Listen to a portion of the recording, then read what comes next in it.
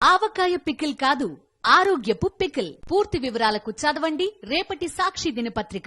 ఈ ఓటు కూడా ఇది కొద్దిగా బాధాకర పదం అయినా కూడా ఆ పదం ఎందుకు వాడాల్సి వస్తుందంటే వివరించినటువంటి తీరు శాడిస్ట్ ప్రభుత్వం లాగా వీళ్ళు వ్యవహరిస్తున్నారు.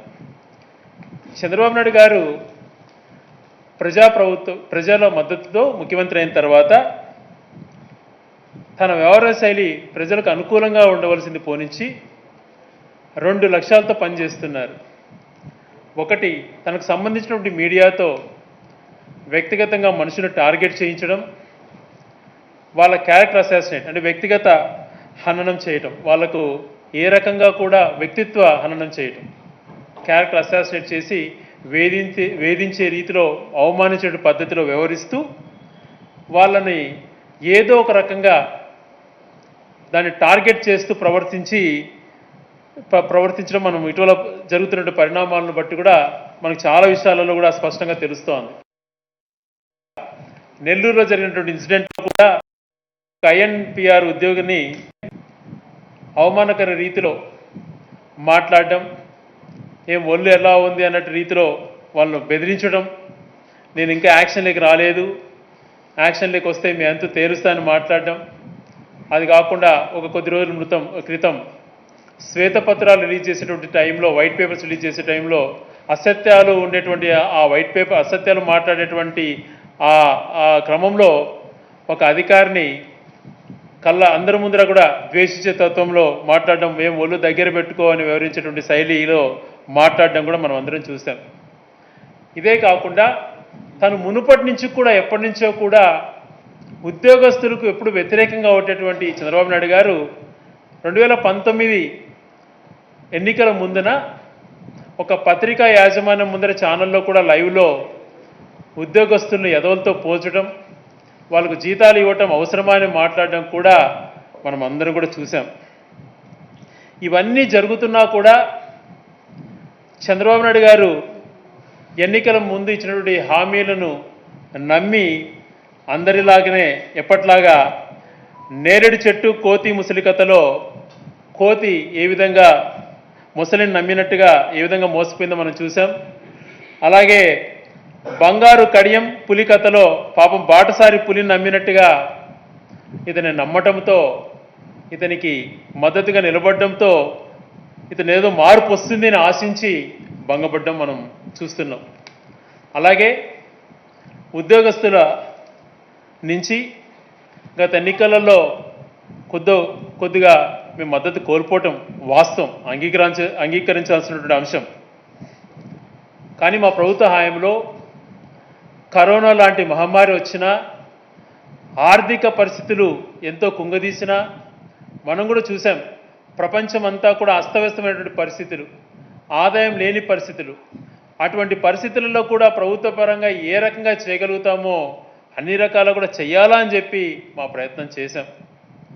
ఒక ఉద్యోగస్తుల విషయంలోనే కాకుండా ప్రజలకు సంక్షేమం అందించే విషయంలో కూడా కాంప్రమైజ్ కాకుండా, ఆదాయం లేదు, కరోనా వచ్చింది, అన్నీ పడిపోయినాయన్నటువంటి తప్పించేటువంటి సాకులు చూపకుండా పేద ప్రజలకి ఏదైతే రొటీన్గా వెళ్ళాలనో అన్నీ కూడా ఏ ఒక్కటి కూడా కట్ కాకుండా అన్ని రకాల కూడా వాళ్ళకి చేయడంతో పాటు అదే రకంగా ఉద్యోగస్తుల విషయంలో కూడా మా వీలైనంత వరకు సౌలభ్యం ఉన్నంత వరకు చేయగలగడం అందరం కూడా మనం చూసాం. అలాగే పేదల విషయంలో 30 లక్షల మందికి ఇళ్ల పట్టాల విషయంలో అయితేనేమి, క్రమము తప్పకుండా ప్రతి ఒక్కరికి అక్క చెల్లెల విషయాలలో కానీ, అన్నదమ్ముల విషయాలలో కానీ ఎవరికి ఏమి చెందాలనో అవన్నీ కూడా సంక్షేమాలు అందించేటువంటి ఎక్కడ కూడా నిర్లక్ష్యం అనేది లేకుండా చేయడం జరిగింది. ఇవన్నిటిని చేస్తూ ఉద్యోగస్తులను ఎక్కడ అవమానించకుండా వాళ్ళ యొక్క సహకారాలతో అంత మంచి సంక్షేమాన్ని అందించాం. మరి చంద్రబాబు నాయుడు గారు ఇప్పుడు ఎప్పుడు కూడా వాళ్ళతో ఫ్రెండ్లీగా అన్నది ఉండకుండా వాళ్ళని వ్యక్తిగతంగా టార్గెట్ చేస్తూ ఏదో ఒక రీతిలో 10 మందిలో వాళ్ళని ఎలా అవమానించాలి అన్నటువంటి రీతిలోనే తను ప్రవర్తిస్తున్నాడు. అలాగే కుంటి సాకులు చెప్పకుండా మేనిఫెస్టోలో ఏమి చెప్పామో అన్నీ కూడా తూచా తప్పకుండా అమలు చేశాం.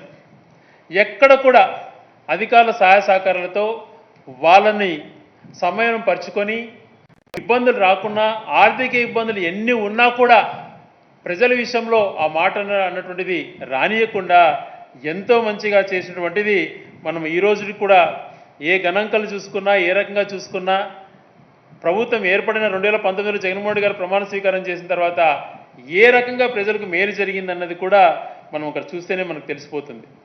కానీ చంద్రబాబు నాయుడు గారు ఉద్యోగస్తులను బెదిరించినటువంటి రీతిలో నేను మళ్ళీ 95 నాటి ముఖ్యమంత్రిని అయిపోతాను, మీ సంగతి తేలుస్తాను అని మాట్లాడుతున్నాడు. 30 సంవత్సరాల క్రితం ఇప్పుడున్నటువంటి యువతకు తను ఏం చేసినటువంటి తెలియకపోవచ్చు, కానీ ఆ రోజులు అందరూ కూడా చూశారు. ఒక డ్రామా లాగా పోవటం, బెదిరించడం, ఆకస్మిక తానికలు అనడం, అక్కడ ఏదో సస్పెండ్ చేసినట్టు మాట్లాడడం, ఇవన్నీ దానివల్ల ఎటువంటి ప్రజలకు మేలు చేసిన పరిస్థితులు ఉండేటివి కాదు. కేవలం తాను 94లో ఎన్టీ రామారావు గారిని దింపేసి ప్రజాబలం ఉన్నటువంటి నాయకుని దింపిన తర్వాత ఇతనికి ప్రజాబలం లేదు, ఏదో రకంగా డైవర్ట్ చేయాలనే ఉద్దేశంతోనే ఆ కాలంలో డైవర్షన్ పాలిటిక్స్ చేస్తూ పలువురు విషయాలలో ఏదో ఈయన గురించి చర్చించుకునే విధంగా చేశాడు. కానీ ఏ ఒక్కరికి కూడా మేలు చేసే విధంగా కూడా, ప్రజలకు మేలు చేసే తత్వంతో కూడా తను వివరించలేదు. కేవలం డ్రామా కోసం ఆ వార్తలను వండి వారించి ఇతనికి మీడియా తోడుంటుంది కాబట్టి ఆ ఎల్లో మీడియాలో ప్రొజెక్ట్ చేయించుకొని ఇంద్రుడు చంద్రుడు అవి చేశాడు ఇవి చేశాడు అన్నటువంటి ప్రొజెక్షన్స్ మాత్రం తెప్పించుకునేవాడు తప్పితే వేరేది ఏ రకంగా కూడా చేయలేదు. ఏ ప్రభుత్వానికైనా, ఏ ముఖ్యమంత్రికైనా కొన్ని గీటురాయలు ఉంటాయి, కొన్ని మైల్ స్టోన్స్ ఉంటాయి. ఆ మైల్ స్టోన్స్లో ఎవరు పేద ప్రజలకు మేలు చేశారు, ఏ ప్రభుత్వంలో రాష్ట్రానికి మంచి జరిగింది, అటు పేదలకు మంచి జరిగింది అన్నట్టు కంపారిజన్ తీసుకోవాలి. మరి చంద్రబాబు నాయుడు గారు ముఖ్యమంత్రిగా ఉన్నప్పుడు సంక్షేమంలో పెద్ద ముందుకు పోయింది లేదు, అభివృద్ధిలో పెద్ద ముందుకు పోయింది లేదు. ఇదే మరి రాజశేఖర రెడ్డి గారు ముఖ్యమంత్రిగా ఉన్నప్పుడు, ఉమ్మడి రాష్ట్రంలో ఉన్నప్పుడు కూడా, ఉమ్మడి రాష్ట్రంలో 10 సంవత్సరాలు చంద్రబాబు నాయుడు గారు ముఖ్యమంత్రిగా ఉన్నప్పుడు పారిశ్రామిక రంగంలో కానీ, వ్యవసాయంలో కానీ, సంక్షేమంలో కానీ ఎక్కడ ఇది లేదు. అదే 5 సంవత్సరాలు పరిపాలన చేసినటువంటి రాజశేఖర రెడ్డి గారు పూరి గుడిసెలు లేకుండా పక్కా గృహాలు అందరికీ ఇవ్వడం అయితేనేమి, పేదవాళ్లకు ఫ్రీగా ఉచిత విద్యుత్ ఇవ్వడం అయితేనేమి, పేదవాళ్లకు పూర్తిగా ఉచిత ఆరోగ్యం ఇవ్వడం అయితేనేమి, రైతులకు రుణమాఫీ చేయడం అయితేనేమి, ఉచిత విద్యుత్ ఇవ్వడం అయితేనేమి, ఇలాంటి ఎన్నో కార్యక్రమాలు చేస్తూ మరొక పక్కన అభివృద్ధి ఎందుకంటే ఏ రిపోర్ట్ చూసినా ఆ కాలంలో చంద్రబాబు నాయుడు గారు పరిపాలన చేసిన కాలంలో 10 సంవత్సరాల్లో ఉన్నటువంటి గణాంకాలు కానీ, రాజశేఖర్ గారు పరిపాలన చేసిన 5 సంవత్సరాల గణాంకాలు ఉమ్మడి రాష్ట్రంలో నేను చెప్తున్నాను, గణాంకాలు పరిశీలన చేస్తే ఎంతో ముందుకు పోయింది రాష్ట్రం రాజశేఖర్ గారు 5 సంవత్సరాల పీరియడ్లో. ఇవన్నీ చేస్తూ కూడా మరి సంక్షేమంలో ఏం చేసింది లేదు, క్రియేషన్స్ చేసింది లేదు. మరి అనుకుంటామా ఈరోజు ఈ రాష్ట్రంలో జరుగుతున్నటువంటి పోలవరం దగ్గర నుంచి ఏ కానీ, గాలేరు నగిరి కానీ ఏ ప్రాజెక్టు తీసుకున్నా కూడా అప్పుడు రాజశేఖర రెడ్డి గారు దాదాపుగా కంప్లీట్ స్టేజ్కి తీసుకొచ్చిన ప్రాజెక్ట్సే. అటు తెలంగాణలో అయితే ఇంకా ఎన్నో ప్రాజెక్టులు. అదే రకంగా రాష్ట్రం విడిపోయిన తర్వాత ముఖ్యమంత్రి అయినటువంటి 5 సంవత్సరాలలో కూడా ఏ కంపారిజన్లో కానీ సంక్షేమ మేనిఫెస్టోలో చెప్పింది ఏది చేయకపోగా, అభివృద్ధి విషయంలో కూడా ఏది ముందుకు తీసుకెళ్ళలేదు. మరి మన కంపారిజన్ చేసుకున్నప్పుడు ఈ 5 సంవత్సరాలలో జగన్మోహన్ రెడ్డి గారు ప్రభుత్వం 2019 నుంచి 24 వరకు ఎన్నికలలో మేనిఫెస్టోలో ఏం చెప్పిందో తూచా తప్పకుండా అమలు చేయడంతో పాటు కరోనా లాంటి మహమ్మారి వచ్చినా కూడా పారిశ్రామిక రంగాన్ని పరుగులు పెట్టించాడు. నిన్నగాక మనం చూసాం, శ్రీ సిటీకి పోయాడు, ఆ శ్రీ సిటీ నేనే పెట్టానంటాడు. అది గౌరవ ముఖ్యమంత్రి అప్పుడు రాజశేఖర రెడ్డి గారు తెచ్చినటువంటిదని అందరికీ కూడా తెలిసినా కూడా ఖాతాలు వేసుకోవాలనుకుంటాడు.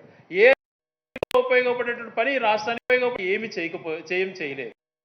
రాజశేఖర రెడ్డి జగన్మోహన్ రెడ్డి గారు 5 సంవత్సరాలలో అతను ఆర్థికంగా ఎన్నో అప్పులన్నీ చేసి సంక్షేమం అమలు చేయకపోయినా సంక్షేమాన్ని అమలు చేస్తూ మరొక పక్కన పారిశ్రామికంగా నిన్న శంకుస్థాపన చేసినట్టు 15 ప్రాజెక్టులు, ప్రారంభోత్సవాలు చేసిన 15 ప్రాజెక్టులు కూడా జగన్మోహన్ రెడ్డి గారు శ్రీ సిటీలో ఏర్పాటు చేసినటువంటివే.